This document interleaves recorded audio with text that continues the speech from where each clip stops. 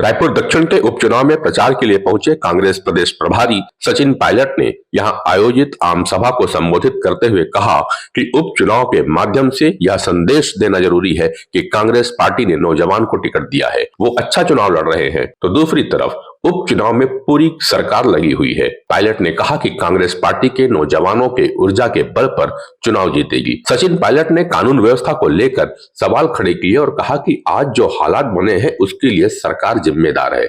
विपक्ष को लगातार दबाने का काम किया जा रहा है, एजेंसियों का दुरुपयोग किया जा रहा है। हम लोगों को चुनाव में अच्छा समर्थन मिल रहा है, सभी वर्ग के लोग हमारे प्रत्याशी के साथ खड़े हैं। हर हिंसक घटनाओं के लिए भाजपा कांग्रेस पर आरोप लगाती है। जब बीजेपी की डबल इंजन वाली सरकार है तब भी कांग्रेस पर आरोप लगाया जा रहा है। यह बीजेपी की नर्वसनेस को बतलाता है। वहीं धर्मांतरण को लेकर कांग्रेस पे लगे आरोप पर उन्होंने कहा कि कांग्रेस पार्टी एक पुरानी राजनीतिक विचारधारा वाली पार्टी है।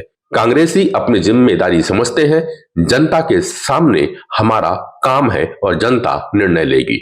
लेकिन बीजेपी यूसीसी, गौमाता, भगवान राम के नाम पर वोट मांगती है। धर्म और गौमाता के आड़ में वोट मांगने की आदत बीजेपी की है। सचिन पायलट ने कहा कि बीजेपी को अपने परफॉर्मेंस के आधार पर वोट मांगनी चाहिए, लेकिन जब चुनाव आते हैं तब ऐसे मुद्दों को उजागर करने का काम वे करते हैं। भारतीय जनता पार्टी के प्रदेश उपाध्यक्ष शिवरतन शर्मा ने कहा कि राजस्थान में कांग्रेस की नैया डुबोने के बाद अब छत्तीसगढ़ में फिर से कांग्रेस की नैया डुबोने के लिए सचिन पायलट को स्टार प्रचारक बनाया गया है। इससे यह आईने की तरह साफ हो गया है कि कांग्रेस रायपुर दक्षिण विधानसभा उपचुनाव में अपनी पराजय पहले से ही स्वीकार कर ली है।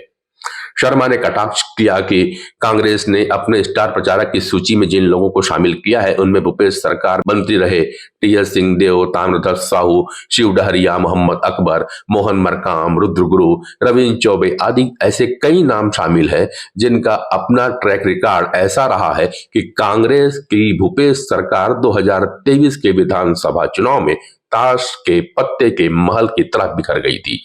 भूपेश सरकार के मंत्रियों में कई मंत्री तो 40,000 से ज्यादा मतों से चुनाव हार गए थे। ऐसे लोगों को स्टार प्रचारक बनाकर कांग्रेस रायपुर दक्षिण के उपचुनाव को लेकर कितनी गंभीर है यह साफ दिखाई दे रहा है। उधर बागेश्वर धाम सरकार की पदयात्रा पर कांग्रेस के प्रदेश अध्यक्ष दीपक बैज के बयान पर भारतीय जनता पार्टी के प्रदेश महामंत्री संजय श्रीवास्तव ने कटाक्ष किया। उन्होंने कहा कि बागेश्वर धाम सरकार की धर्मांतरण के खिलाफ यात्रा से कांग्रेस घबराई हुई है, क्योंकि कांग्रेस हमेशा से सांप्रदायिक तुष्टीकरण और धर्मांतरण की पक्षधर रही है। श्रीवास्तव ने कहा कि भारतीय जनता पार्टी प्रलोभन देकर यह जबरिया धर्मांतरण के खिलाफ है और हम इस यात्रा का स्वागत करते हैं। कांग्रेस संतों को सलाह देने की राजनीतिक दृष्टता से बाज आए।